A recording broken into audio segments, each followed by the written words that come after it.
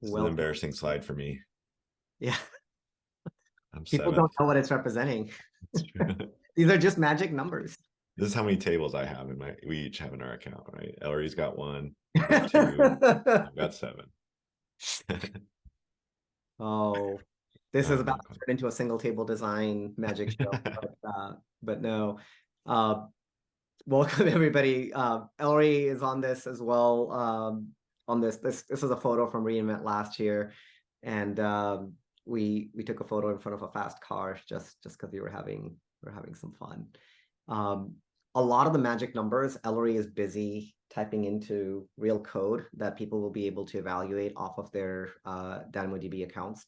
So people can go into their AWS accounts, grab CloudWatch metrics, and get a lot of these lessons more visual and more internalized for them by using Ellery script as well. So we'll get started with the second episode of the Magic Show. Just a quick recap on the first episode. We did a little magic show where we taught you, share some insights on how to reduce your DynamoDB cost just by paying attention to things like item sizes, eventual consistency, and so forth. And today we're going to focus on operational excellence. And DynamoDB, people deploy it for the most mission critical applications, and it keeps up. It is important, though, to understand the limits before you deploy it, because even though DynamoDB is so great at being available, being robust, being durable, it has some limits. And the good news is that you can actually reason about the DynamoDB limits, whereas in a more serverful or relational environment, you can often get into a situation where you run into limits that you just never anticipated. So luckily, in Dynamo, you have the limits that you can actually reason about, you can think about them, and we're going to share some of them with you today. So it just comes down to understanding your limits, managing your IOPS, and just not getting throttled. Throttling, it sucks to get throttled on DynamoDB. So we'll share some insights on how to minimize it. And just again, like the arch nemesis of availability, there's or three arch enemies of availability when DynamoDB. It's throttling, it's latent bugs, and it's misunderstanding consistency. There's probably more, but those are the three that I see most common. I don't know, Alex, if off the top of your head you think of any or No, those are great. But why don't you explain about latent bugs? Because I sort of hadn't heard that term, and maybe it's more widely known. But like, what do you mean by that? Yeah, I don't know if it's a widely known term, but for me, a latent bug is something that you don't anticipate, and like you try a system, it works, and then it just slowly erodes and just suddenly breaks. Some violation gets, some invariant gets violated, and boom, like things just fall off the wagon. So an example of this is, let's say you deploy DynamoDB and you're reading a single item at 100 TPS when you deployed it, and you just walk away, everything is working. Over time, let's say it's a counter. More and more people start showing up to your website, and that counter goes from 100 to 200 to 300 to 400 to 500, 800, 900, and it hits 1,000. And suddenly, this thing that's been working this whole time starts to get throttled and starts to create an issue for you, and your 100% availability went down by many percentage points depending on how much above that 1,000 you exceeded. Another example of a latent bug is, let's say you were doing paginating, you were doing some queries on DynamoDB and you weren't paginating, because when you start your journey with an application, you may not have a lot of data. Over time, you get more data, so your query results get bigger and bigger, and you may assume that you're getting all the results back because they all fit in your initial query page. But if your results get bigger than what can fit in a single query page, you can run into a latent bug. This can happen not just because your volume of data gets bigger per se, but even as your item sizes get bigger as well. So those are the types of like latent Yeah, bugs, things that work perfectly when you run your unit test, but then as data size grows, aggregate or per item, you yeah, you run into yeah, them. yeah. When I saw the term latent bug, I think of like a branch in my if else statement that like rarely gets hit, or maybe like an error handling thing that like I haven't tested in a while, and now I need my backup or whatever happens like that. That's what I was thinking. But yeah, latent bugs, you're talking like everything's working well, but it just turns out your data size grows to a point where now it's not sort of the data shape is different than the data size is different than expected, and that triggers just some odd behavior, like you're saying. So yeah, Yeah, absolutely. one other example of it, just to since we're on it, like is let's say your data size changed very little, but you have aggressive clients that are just timing out too quickly. And let's say you're paginating your queries always, but you always got one page back. Now suddenly you got to get 2 pages, so now you got to make 2 round trips to DynamoDB for every request. And that second round trip could make or break the difference between a client timing out or not. And suddenly your client is doing retries, and that could cause a different type of throttling, because you've got this notion of good put versus bad put, where not every request that you're sending to Dynamo is actually going back to the client, and you can get into this crazy feedback loop. So those are the kinds of things that can happen that you can try to foresee in advance. Yeah. Cool. And then, like, just fun fact, cost, performance, and availability are more intertwined than people realize. So I know the first episode was about cost, but the reducing cost can actually improve your performance and availability. Ignoring cost can also erode your perf and availability. They're usually, when you go in and start improving things, you're going to improve multiple dimensions. It's like if you start running, you're not just going to reduce your body fat percentage or whatever, you're also going to reduce potentially your heart rate, right? So like they're very intertwined as well. Yep. One thing I like about this, and I'm going to be talking this a little bit at my reInvent talk, is just like Dynamo sort of exposes these costs to you in a more direct way and gets you to think about it. Like the way they are doing this in terms of read capacity units or write capacity units is making you think about it and realize like, hey, writes are more expensive than reads. And also, as your reads and writes get bigger, that's actually more expensive and like consuming those resources more. Whereas if you're using a relational database and you have this query planner and it's doing, I don't know, sequential scans or looking at different things under the database, you don't really know for a while that that's bad until all of a sudden it's too late. So like it does a good job of showing you that up front and being like, it costs to read and it costs to write. And even if you have a large item and you're only changing one byte of that item, you have to rewrite the entire item and all the pages and blocks and all that thing that goes and touches, and it charges you for that. So it just like makes that apparent to you more upfront, which I like. Yeah, absolutely. And with that, I'll turn it over to Alex for our first magic number. Yeah, sure. So I always like to talk about limits. And again, last week we talked about cost and a lot of things you can do just in the console to like reduce your Dynamo cost. This week we're going to talk about like you as a developer, what are the things you should be thinking about as you're writing your application and operating and working with this. So I think there are 3 limits that are really important in DynamoDB, and I like to go small to big here. So the first one is just 400. Our first magic number is 400, and that's the item size limit, right? So when you're working with an individual record in DynamoDB, it cannot exceed 400 kilobytes. And if it does, it's going to reject that back at you. And one thing I found out just, I think last week, it was from Lee Hannigan, who's like a specialist solutions architect with Dynamo, knows a bunch of Dynamo stuff. He works for AWS. But he pointed out that that's actually inclusive of LSIs on your table. So if you have a table with an LSI on it, it's the combination of that item in your main table and that item as replicated to your LSI. It's the combination of that cannot exceed 400 kilobytes, which was very surprising to me. And I just did not know. So that's interesting. So 400 kilobytes, that's the item size. That's kind of small compared to what you can do in like a Mongo or a Postgres, where you can have like gigabyte level items or at least like megabyte level items if you want to. But should you? I mean, You absolutely shouldn't, right? And that's what I was going to ask you, Khawaja. Like, I would, if someone said, hey, I'm going to write a 300 kilobyte item in Dynamo, I'm like, man, what are you doing? Like at some point, it's just way too big. Do you have, I guess, like, what's the biggest item size you've ever seen that sort of made sense? Do you have any stories around there's that? corner cases in which Yeah. any item size can make sense. I think it's just Yeah. unusual. Like if you Yeah. are storing a 400 kilobyte item in Dynamo, you're probably using it wrong. You might be Mhm. using it right. There are corner cases where it does Yeah. make sense. You have like large lists that need to remain atomic, and you need to be able to add items to a list in a really atomic fashion. It's a low TPS workload.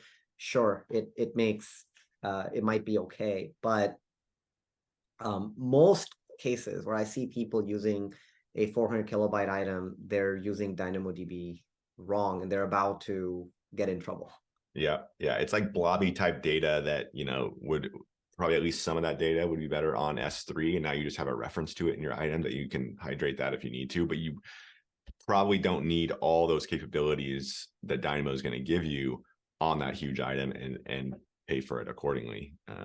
So yeah, I would say 400 kilobytes is the official limit, but almost always if you're getting above 100, that's gonna be quite a large item, and just again, like it says, like you're gonna be paying a lot more write capacity units for this. It's also going to just take a lot to sort of serialize that back and forth and send it over the network, which is you'll have to do with S3 or something else as well. But really be think about whether you want to pay that cost in Dynamo with larger items. Yeah, and it's there's a cost aspect to it, but there's also an availability aspect to it, right? So your 400 kilobyte items take 400 times as many WCUs as your 1 kilobyte item. So if you're a lot more likely to get throttled on a 400 kilobyte item, and we'll get into that a little bit more in a second. Yeah, don't spoil our other magic number here. But it has implications on other things that you'll see down the line. And the last bullet here though is look for slowly increasing item sizes, because again, it's an example of latent bug. You might have something that's 390 kilobytes, and then it just keeps increasing every day. Maybe increases by 4 bytes, and boom, it kind of falls apart. Crosses that threshold, and now you're totally blocked, right? Yeah. 100% outage, right, for that particular item. Yeah. Yeah. Okay. So next magic number, and again, these are Dynamo. The first 3 magic numbers are all DynamoDB limits, and I want to start small to large. So small, we're talking about an individual item. The second one is on an individual request, specifically a read request that allows you to fetch a range of items. So query operation, scan operation, it's going to return a maximum of 1 megabyte of data in that request. So I think the most common one is in a query here. If I want to go fetch all the orders for a particular user on an e-commerce store, or in an IoT device, you want to fetch all the readings for a particular device, it's only going to return a megabyte of data. Even if you have a gig's worth of orders or readings or whatever that is, it's only going to return a meg back. And then once you get that back, you're going to get a pagination token that says you can continue here. So that's the second magic number there.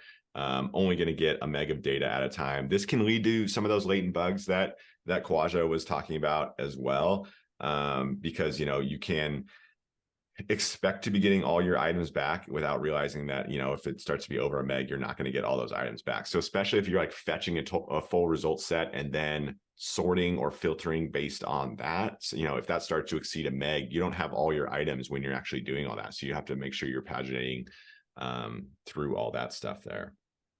Any thoughts on that question? Yeah. This is where people a lot of times, and people I get overly obsessed with making item sizes smaller, and so forth, and it has more ramifications. So when people say that Dynamo doesn't care if it's a 500 byte item or a 1 kilobyte item, sure, when you're writing, it'll cost you the same, and when you're reading that item, it'll cost you the same. But when you're doing scans and you're doing queries, what you can pack over the wire in a single request, especially for smaller items, it grows meaningfully. And one disadvantage that Dynamo has over a relational database is that it is, there's no schema necessarily, right? Or there's a very limited schema. So each attribute name is being stored alongside every single item, right? So when you're getting 1 megabyte of 100 byte items back, the word timestamp is going to appear in that 100 bytes to a megabyte. So it'll be 10,000 times, right? So you're literally just getting back on the wire timestamp. And so like be mindful of your attribute names and so forth as well, because they are repeated on every single item on storage. Great point. The other thing when you're thinking about that too is like if you are doing those sort of query operations and maybe you have an API where it's fetching user orders or whatever that is, if you have a paginated API, make sure you like pass that pagination, the limit to Dynamo, so you're not overreading, right? Because as your item collection gets bigger, if you're only going to return 10 items to the eventual client, like you don't want to retrieve all the items, where you're paying for a whole megabyte and paying 250 or 125 RCUs depending on that stuff just to throw a bunch of it away. That's a really good point, because DynamoDB advertises single digit millisecond latencies, right? Those are for gets and sets, and you can usually get your queries to be that fast as well. But remember, as soon as you start downloading a megabyte of data in your query, like you're not going to get it in single digit milliseconds. So that leads to other types of problems, like your lambdas timing out because they're trying to download too much data in one request, or maybe they're paginating through too much data. So again, like being skimpy on the item sizes can really go a long way. Yep. And Alex. All right, last magic number. We talked about individual record size. We talked about an item collection size. The last one I like to think about is the partition size, which is going to be a grouping of items, of item collections, and just how much throughput you can do on an individual partition. So Dynamo behind the scenes is splitting your data into these different storage node partitions. They're usually pretty well hidden from you, so you don't have a sense of what's happening, but they do have what are called partition throughput limits. And that's saying to any individual partition they have, there's a max number of write capacity units, read capacity units that you can consume per second on those partitions. So our last two magic numbers are 1,000, which is the number of write capacity units per second on a partition, and then also 3,000, which is the number of read capacity units per second on that partition. And yeah, the big thing to know there is, again, this is going to be per partition, not per item, not necessarily per item collection, which can be kind of hard because you don't have a great sense of how many partitions your table has, and also what items are sort of located near each other on an individual partition. What I usually recommend to people is sort of think about this in terms of item collections, or if you have very hot items, you can't think of it down to individual items, but think about like, for this item collection, am I going to be exceeding 1,000 write capacity units or 3,000 read capacity units on a per second basis? If you have a very hot key, are you like, no matter what you do or how you design your table, you cannot write a single key more than 1,000 times per second. Like no matter how small it is, no matter how you set up your table, you just can't do it. So you need to make sure you sort of know that sort of thing. The other thing to slightly know is like, I like to think of this in terms of item collections, but remember that partition can and likely will have multiple item collections on it, and it's going to have a lot of different items. So you can result in sort of issues there where a hot item collection or a hot item can cause issues with other items that happen to be on that same partition.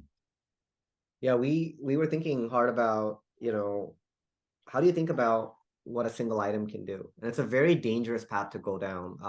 And Alex helped me realize that, where if you are thinking about, well, an individual key can be written 1,000 times, while that is factually correct, you have to understand that the limit is not for that item, because it's the partition limit, and multiple items on the partition can actually be quite devastating. So you can have one hot key. So you have a partition that is humming along, and this hot key shows up, and you start writing that item, let's say 800 times a second. Now, that item in its own right is writing less than 1,000 times per second limit. It's a small item, let's say 100 bytes, just writing 800 times per second, that's well within its rights.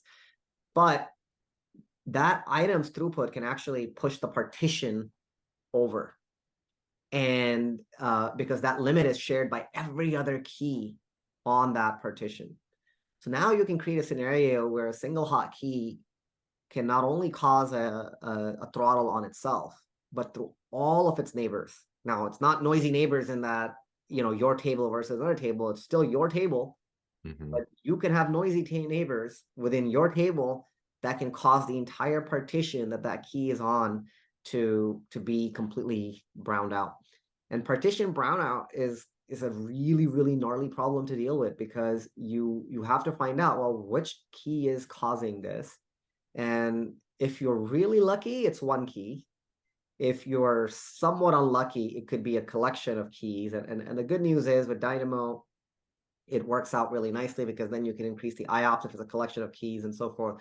But pinpointing this problem can be really, really difficult. And so be really mindful of how you're thinking about your keys and what each key's throughput is going to be, and how you're thinking about constraining what you're expecting for reads or writes out of a single partition instead of just a single key. Yeah, yeah. And this is a tricky, like, it's tricky in some ways, but also nice in some ways. It's tricky because if you have these partition throughput issues, you're gonna look at your dashboard and you're gonna realize, A, I'm getting throttled, and B, I'm not using all the capacity that I have provisioned for my table. You could, and like turning up your provision capacity generally is not going to help here, unless it happens to split up your items across more partitions. But generally, it's not going to help here.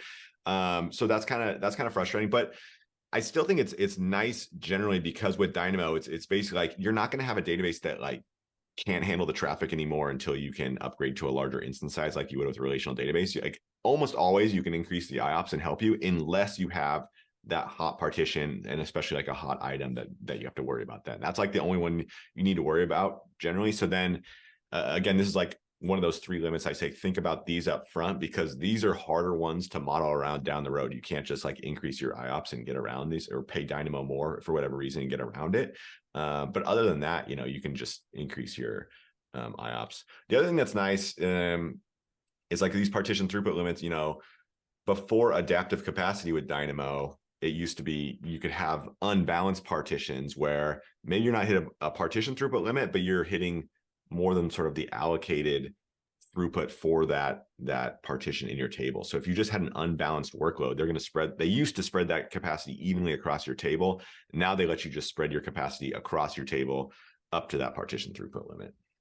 Yeah, and if you want to read more about that, read the global admission control sections in the DynamoDB paper as well, right? Super good. Yeah, the 2022 paper. Very good. Great stuff.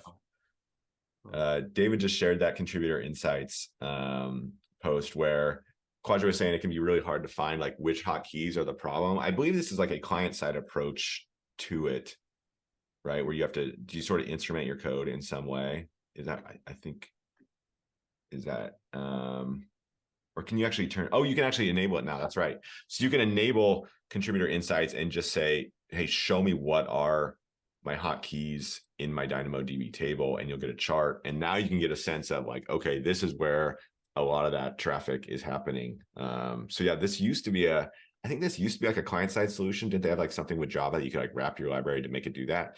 And now you can just do it on the table itself, and it'll show you, hey, these are the hotkeys or that are causing problems in your table. If the DynamoDB team is listening, one thing that would be really nice is to be able to say, I want to reduce the blast radius of my outage to just this one hotkey. So just like throttle just this key. Yeah. Save my IOPS for everything That'd else. be pretty wild. To do that, would you just have to say like basically isolate this key on a partition? Yeah. Yeah, that'd be interesting. Or like black out a key or deny list a key. Yep. It'd be interesting because like mostly they don't show you partitions or individual things like that, right? It's like pretty much hidden from you unless you can find out the number of partitions, I think, just by describe stream shards. But other than that, you can't really find out the number of partitions you have. So you can't, I mean, you can reason about it. I think the idea is to abstract it away, right? Like one of the differences between Dynamo and like Aurora or RDS is you don't have to worry about the number of shards. It's abstracted away, but you can, if like for most customers, they don't need to know that data is sharded. And in fact, for most customers, the data is on one shard, like, or we started with on demand, it's like on four shards or whatever. But for the most part, customers have no way to care, no reason to care. As you start hitting scale, then this starts to matter. Yeah. There's very few applications in the world that require, thousands of writes per second. Like 99%, I'm making this number up, but like, you know, 9% of the applications are happy with like 100 TPS. Yep. And that's what's nice about this. Like some people start worrying about like right sharding their keys or different things like that. And I'm like, hey, here's the partition throughput limits. Are you going to be hitting that on a per second basis ever? And if not, then like, don't worry about right sharding and resharding and all that stuff. Just worry about writing your data and paying the bill when it comes, you know, and you mostly don't need to think about it. Yeah. All right, we'll make for the second part of the magic numbers, we'll make this a little bit of a quiz. So 0.5, 2x, that's the inverse of 0.5. And this is I keep bringing this one up where Dr. Nick on The Simpsons, you know, realizes that inflammable means flammable, and he blames the country. But any guesses as to what we're about to talk about? We talk about it almost every lunch and learn for Dynamo. Yes. There you go, Graham. Does a strongly consistent read get you the latest item? And the answer is it does not. It does not necessarily get you the latest item. In fact, the read of an item that you're doing, a strongly consistent read, can actually be stale before it leaves Dynamo. And all it does, the only guarantee you have with a strongly consistent read is at the moment I issued it, Dynamo has an acknowledged a write that that I won't get back. So basically, that's the only guarantee you have. Is like when I issued the write, or when I issued the read, at the moment I issued it, anything else that's gone through at that point will come back. But not, you know, there might be a write in process, like while my request is being handled. And one way to really imagine this in your head is, you know, for safety purposes, is imagine like your request got to DynamoDB in 0 milliseconds. It got instantly to DynamoDB. But let's say it took 5 seconds to come back, right? And that's a long time. Lots can get modified while you're waiting on the network for the item to come back. So by the time Dynamo sends your response back, by the time it makes it to the network, crosses the AZs, by the time you parse it in JSON, by the time you reason about it in your application, a lot could have happened. So when you're doing that consistent read, by the time you're reading it, it's definitely not the latest. And or you should not assume that it is the latest. And this is the consistency myths that get people in trouble. And then more, you know, sensationally, I guess, is that, you know, strong consistency is like almost never worth it. It increases your availability risk. It increases your throttle risk. So because you can only read, you know, because it consumes twice as many RCUs to read a strongly consistent read, you're going to get throttled a lot earlier doing strongly consistent reads versus eventually consistent reads. Similarly, if your DynamoDB partition groups happen to be going through a re-election for the leader, and during that time it won't know. So what happens when you do a consistent read is the read goes directly to the primary replica, and if at any point it's unclear who the primary is, and even though those elections are really, really fast, you're gonna get a, you know, an error instead.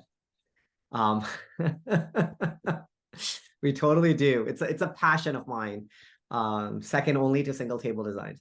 But but anyways, it's you know, you're much more likely to get throttled. You're much more likely to get an error, and it goes back to the fundamentals of like the CAP theorem. So strongly consistent reads, they are overrated. Just make sure you know why you're issuing them, and they will cost you more, and they'll likely get you to be throttled. And yes, like we can do this at reInvent too. Every time I say consistent reads are terrible, you can take a drink at the memento party. There we go. Hold on, we got some good questions here. We got to get these. So Graham, do these come? So when you mentioned the availability issue with that, if there's a leader election and I do a strongly consistent read, I can't read. So Graham says, do those come back as 500s? I believe they do. They Yeah. would come back as 500. It's an internal service error where the service wants to give you back the answer. It knows exactly how to do it, but it's unable to because it doesn't know who the leader is at the time. Usually very short-lived, right? You may not ever notice it, but if you are really paying attention, you know, you will observe it, because every time Dynamo does a deployment, a leader election has to happen. So if you've got a consistent load that you're, sorry, no pun intended, if you're got a uniform load that you're always putting on Dynamo, and you're just keep reading it as a strongly consistent read, and you did another race with an eventually consistent read, you will eventually have more errors on the strongly consistent read. There could be an AZ partition. Maybe Dynamo isn't even doing anything wrong. Maybe there's just elevated packet loss rates between two AZs, and you happen to land in this request is coming from an AZ that happens to be experiencing that elevated packet loss or elevated latencies to the AZ where the primary is at. Nothing to do with Dynamo, but you're more likely to get an error in that type of scenario. It will be a 500. All right, Kevin has a great question as well, because I think this is where the consistent reads and writes part is really useful. So, do transactions only go to the leader? You want to talk about that one? I can. I think you're probably better at talking about it than I am, but okay. transactions will be the transaction leader, but go for it. Yeah, so I would split like transactions separately. Let's just talk about reads versus writes, right? Like, so reads by default are eventually consistent, which means they can go to any of the three nodes, but the writes have to go to the leader for a partition. So a partition is going to be split. A partition under the hood is going to be three nodes. One is going to be the leader. Two are going to be the replicas. And the write, when a write operation comes in, it's always routed to the leader node. And this is actually really beneficial because now you know, like, hey, you're working with the latest canonical version of that item when you're doing a write request. And that allows you to do condition expressions at no extra cost there and maintain your constraints that way, which is really powerful. So it's not like, you know, Cassandra, I believe, allows you, if you have multiple nodes sort of handling a partition or a shard, you can write to any of them, and depending on like what your sort of you know, write consistency, write quorum rules are, you can have like two conflicting versions of the item that are sort of both recorded, and now you need to figure out how to handle that. Is it like last write wins or something else that handles that sort of thing? Whereas Dynamo, you won't have ever two conflicting versions of an item that are both like accepted and valid, right? There's only going to be one version of that item. That's why condition expressions are super powerful. They also don't like, they don't cost you anything extra in terms of latency, because it's not like it needs to get consensus among the nodes or anything like that. The leader can handle that by itself. And then when it commits a write, it also sends it to one of the replicas, make sure that's committed before returning it back to you. And so same thing happens with transactions, which is just going to be a bundle of writes. But for each one of those items, it's going to make sure that the leader accepts it and has that committed. Did I mess anything up there, Khawaja? No, I think you got it. I think that the explanation you gave on the primary and the replica is quite important to understand how these reads, strongly consistent reads, work. And you know, so as Alex said, when you issue a write to Dynamo, by the time you get a 200 back, the primary node and at least one of the two replicas has acknowledged that write.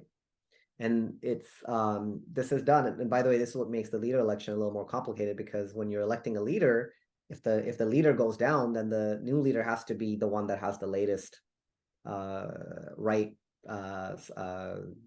recorded. It can't be the other one. So it takes a little bit of time for that exchange to occur. Now,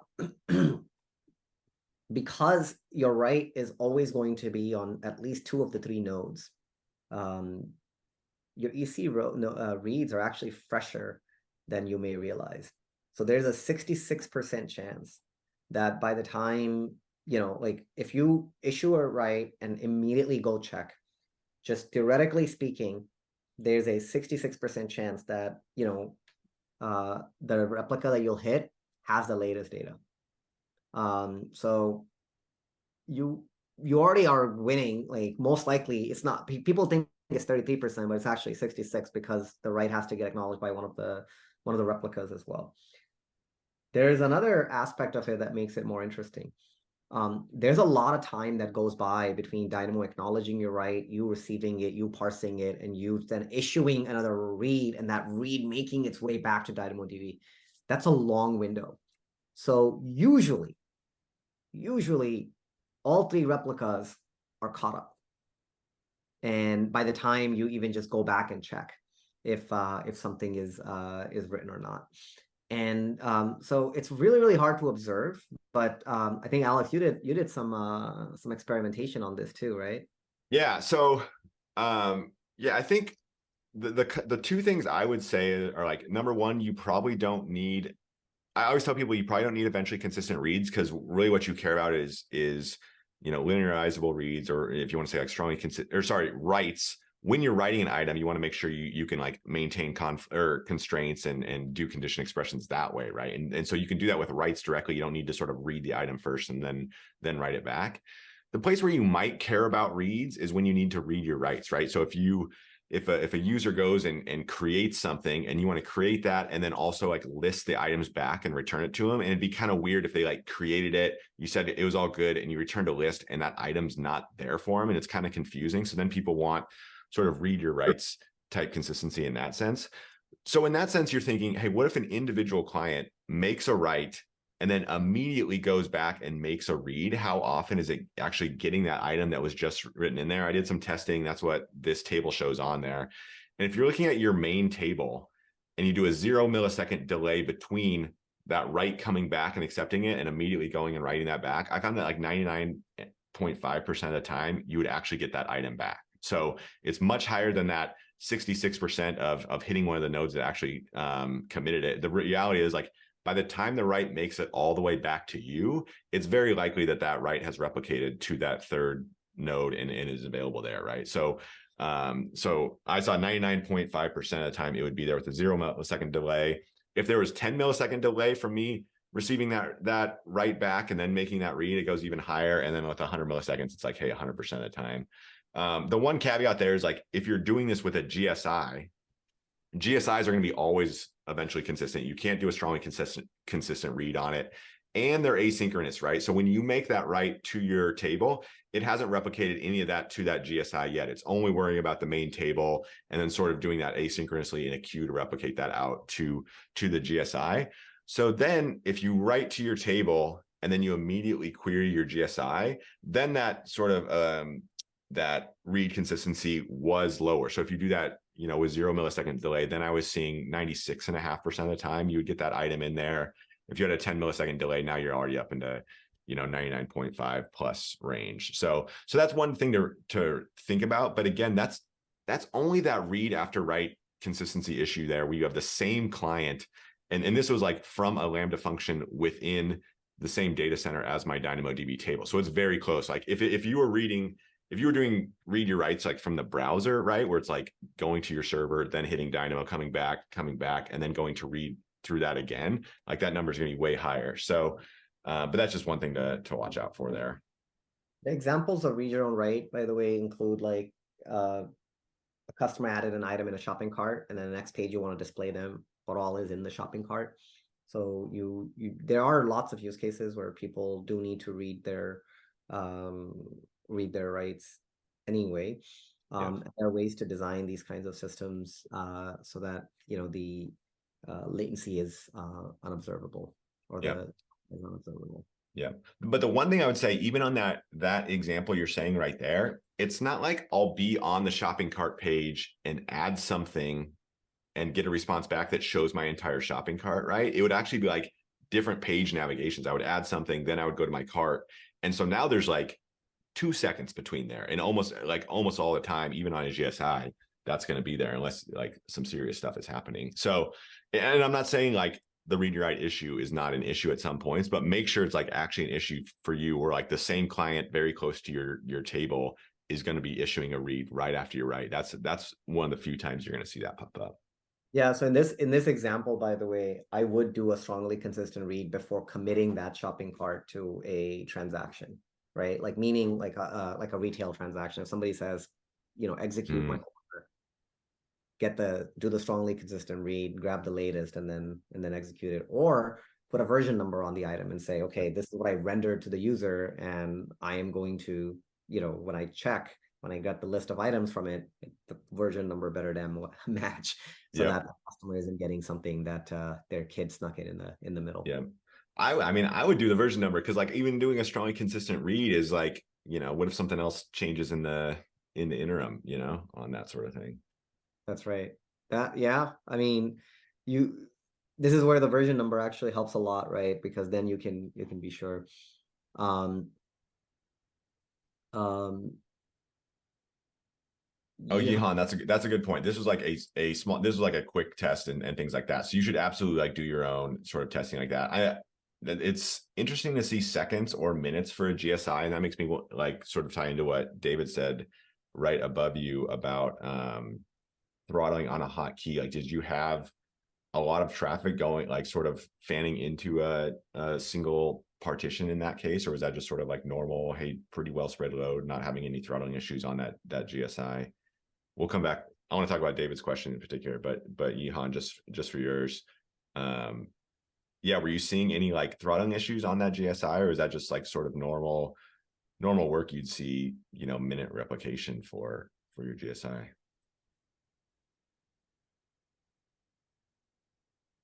Yeah, I think we observed this when there's probably some throttling, because our use case is that we loaded a bunch of data into probably one specific partition for a GSI, and then we count the number of the data loaded in that GSI. And usually the correct results came back after maybe a dozen seconds or even minutes sometimes. So, and we don't see a lot of throttling in this case, but it's just that the replication to the GSI is slow when you are, hammering like the specific partition in a GSI. So How are you counting, Yihan? Like you said, you're not seeing the same like number of elements inserted in the GSI as you had expected. Were you doing the scan and then counting the items, or were you doing like a describe call? So we're doing the query count for that specific GSI. But when we load the data, we load it into the base table, which is more evenly distributed, right? So all the writes then need to come to probably one physical partition of that GSI, and then the GSI kind of is under like stress somehow. Yeah.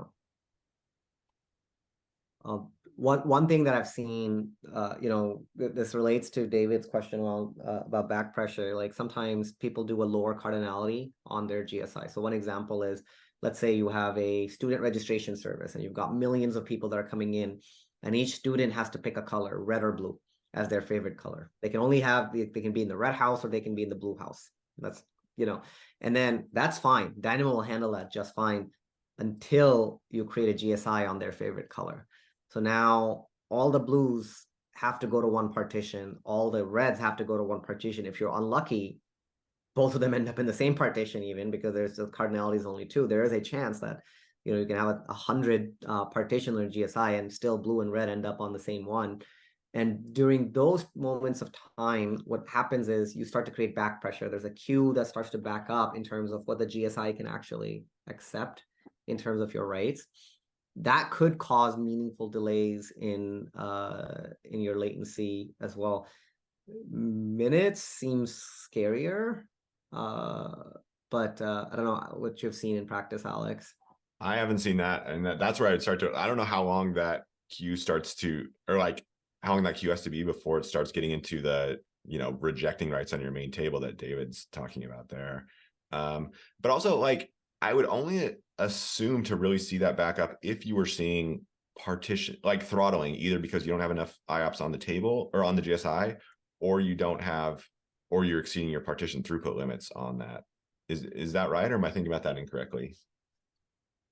Yeah, Khawaja? probably. Oh, sorry, go ahead. Yeah. So I think that's a case. Yeah, so it's reaching the limit of the partition. Yeah. And that's And so, when this operation happens. Yeah. Yeah. Yeah. So that thing, like partition throughput limits still matter there. And yeah, I think that's right. I've seen people like try to fan everything into an individual, the same partition key, you know, like sometimes they're like, I want to put every single thing into this same item collection so I can get, you know, students alphabetically or something like that. And then that's where you run into issues there. If you're doing more than, you know, 1,000 writes a second on that sort of thing. And then the key point that David's saying is that's sort of surprising is if you're doing replication to your GSI and it gets backed up and that queue gets too long, it's actually your main table is going to start blocking writes now. Even though your main table might not be getting throttled, your main table has plenty of IOPS available. It just doesn't want that replication queue getting too long. And now it's going to start rejecting writes on your main table, which is kind of surprising. Oh yeah, and Graham mentions that as well.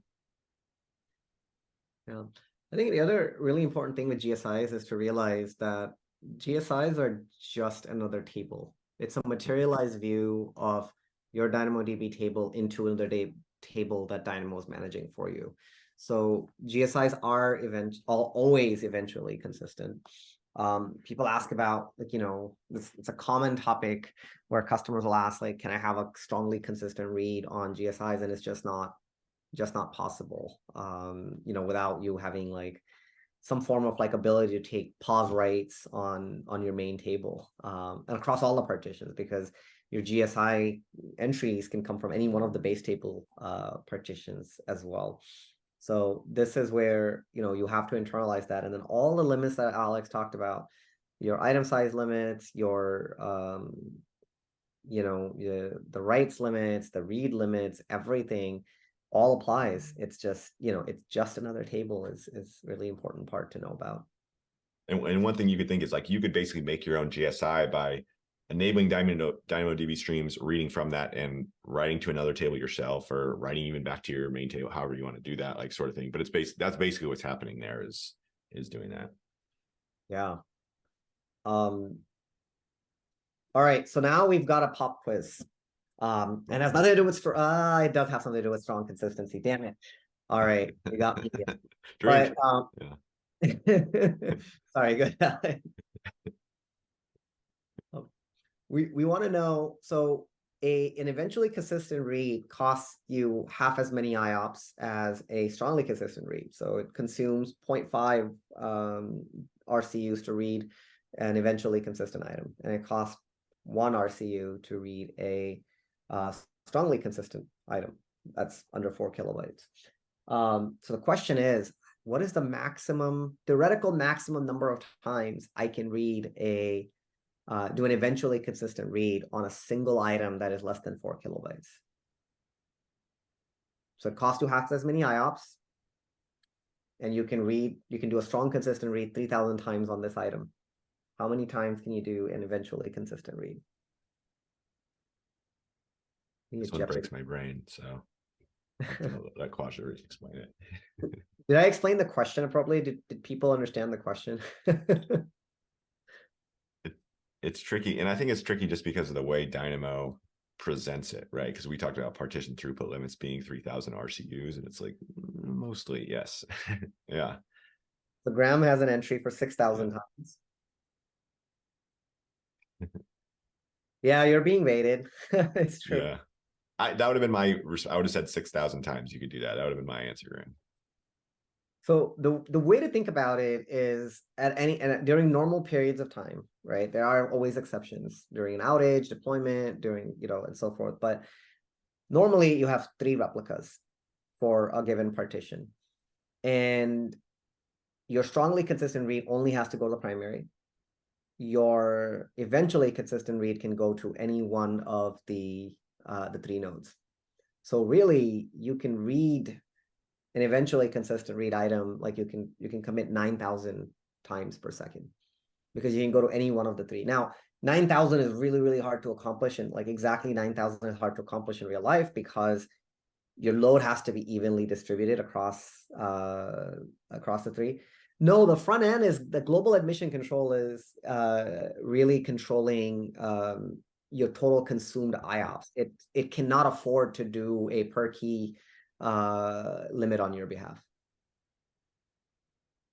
So it's basically going in and seeing, yep, like I'm going to send this data over to one of the partitions, and the partition can basically push back or choose not to.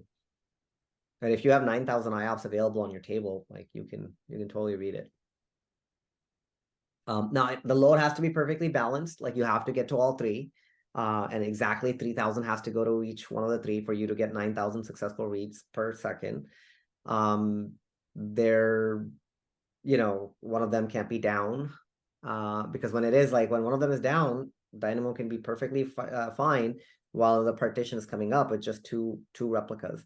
And during those moments of time, you can only do 6,000, but for the most part, you can do up to 9,000 times a second for an item that is under 4 kilobytes. But don't count on that. Yes. It's gonna be hard.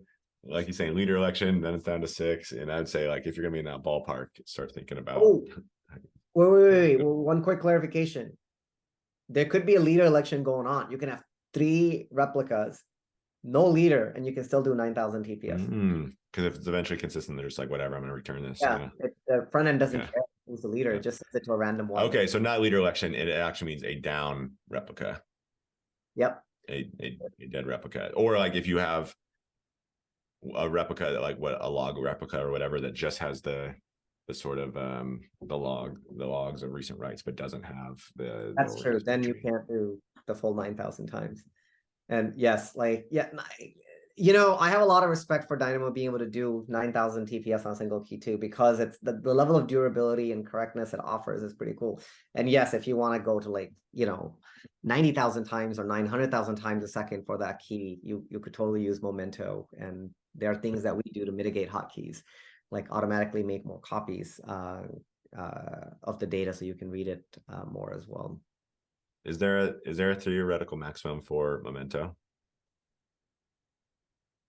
No, the way it works in Memento is the front end. We have a very similar 2-tier architecture to how S3, Dynamo, McRouter at Facebook and so forth are built. So our front end will actually, if it notices that a key is hot, it will just make more copies. So it's each front end can actually cache for a very low TTL the hotkey and return it back to you. And the more front ends we have, the more our fan out capability becomes here. So we're able to you know, go to millions of TPS on that single key without a problem. And in fact, for us, the hotkeys actually become faster as a result of that. Yeah. But we're solving a different problem, right? Like that it's not durable. It's definitely eventually consistent, and so forth. But it's very available and very fast. Right. That's right. All right. Before we end, we'll share another quick magic number. When you provision one WCU on Dynamo, it does not mean that you can only do 1 write per second for a 1 kilobyte item. What it means is something a little more generous than that. So the way DynamoDB decides whether you have capacity or not is it uses a token bucket. Now, a token bucket, you can think of it as a bucket of, you know, these balls where each ball represents a write capacity unit. And if you have 1 capacity unit, then every second, this little pipe that I drew here is just dropping a ball into that bucket. Anytime you want to do a write, it comes in and consumes a ball out of that bucket as long as a ball exists. Now, if you have an empty token bucket, can't do the write. But if you have, you know, WCUs in your token bucket, you can proceed. So DynamoDB is actually quite generous. It doesn't enforce your consumed write capacity or read capacity units at a per second level. It gives you 5 minutes to pull it off. So you can create like rollover WCUs over a 5-minute period. So what specifically this means is that you can have a system where every 5 minutes you got to write 300 times and then you go away. And you go to sleep for 5 minutes and you wake up and you write 300 times all within 1 second and then you go away. And you can pull this off with a 1 CU DynamoDB table provision. And that is really freaking cool because, you know, even though you have only 1 WCU, you can burst to 300 TPS once every 5 minutes. So I often see customers with workflows where nothing happens for like an hour and then a burst happens, and they just are always excited to learn that they don't need to provision for their total peak at a second level, but at a peak for their 5-minute level, which is really, really generous. This is a really important concept. This is how bandwidth works on EC2 as well. So every time you see EC2 instances telling you that they can do up to 15 gigabit per second, it's the same thing. That's just the burst that you can do, but you run out of your bucket tokens in your token bucket, then it'll throttle you down to a much more lower TPS or GBPS limit. And these are all well advertised. It's just understanding token buckets helps you appreciate how that is implemented in EC2 as well. And it's all done. Do you know what that multiplier, like what's the sort of steady state? It depends on the instance type. I can share with and if anybody was interested in this, like feel free to poke me on Twitter. I can share like their specific documentation on per instance family, per instance size, what you can expect at a steady state bandwidth, and then what you can expect for bursts and how long the bursts are as well. Right. And I think we can quickly go over these before we run out of time. Alex? Yeah, so if you're using DynamoDB streams, they tell you can have 2 maximum consumers on that stream. And if you start to do more than that, you're going to start getting throttled. So just be careful of this. And I think this is becoming potentially more difficult because, like, hey, if you're using global tables, that consumes 1. Event bridge pipes are becoming more common, that consumes 1. If you're using something like Rockset, that uses DynamoDB streams, that's going to consume 1. So there's just like more use cases for streams, but you still only get 2 consumers on that stream. Or, or if you went wild and you have a single table that has a ton of different entities and you want to be doing different things with different ones, you sort of have to like pack that all into 1 consumer, which is not I'm saying great. If you're using single table design, it actually shoot you with exactly. So be reasonable on this, folks. So yeah, this is one that'll get you. And like when I tell people like single table versus multi-table, this is one of the biggest ones I tell people is just like, do you ever think you're going to do a lot with streams? And if so, are you going to have lots of different use cases? Hey, this could hurt you here for sure. All right, 10, I'll do this one too. 10. So 10 gigs, that's the partition target size. So again, Dynamo doesn't give you a ton of visibility into partitions, how many you have, what size they are. But generally what they'll say is, hey, each of these partitions behind the scenes is going to be about a max of 10-ish gigabytes. And when it starts to get over that, then they'll split it into different ones there. That mostly doesn't affect you, because it'll start splitting that and you don't really have to worry about it. The one place it really comes into effect and that 10 gigs does matter is if you have an LSI on your table, a local secondary index, an item collection and all of its LSI data. So all the records that have a given partition key, both in your main table and any of its LSIs, those have to be stored on the same partition. So they put a hard limit of 10 gigs on an item collection in that particular case. So that's another one of those like hard limits. Hold on, sorry. I'm getting over a cold, so my throat is rough. But that's another one of those hard limits. I don't talk about it very much because I don't recommend LSIs as much. I know Pete Naylor loves them, but like I'm just mixed on mostly because of this hard limit. Like you don't want to run headfirst into a wall that is like really hard to get yourself out of in this case. But yeah, if you have an LSI on your table, you will not be able to exceed 10 gigabytes for a given item collection. Well, we could cover a lot, but it was really good to see everybody. Thank you so much for joining the Magic Show. I hope to see all of you at reInvent, any of you that are coming. And if you have your own magic numbers or questions, just reach out to either of us. Both of us love nerding out on DynamoDB trivia and diagnosing individual problems like the one that Johan was mentioning as well. So thank you so much for being here, and looking forward to doing more episodes of this. And thank you, Alex, for all the wisdom here. Yeah, thanks, Khawaja. I appreciate it. Always good to learn from you about latent bugs and partition brownouts and all this stuff. So thanks for teaching me. Thanks, everybody, for coming. Bye, folks. Yeah.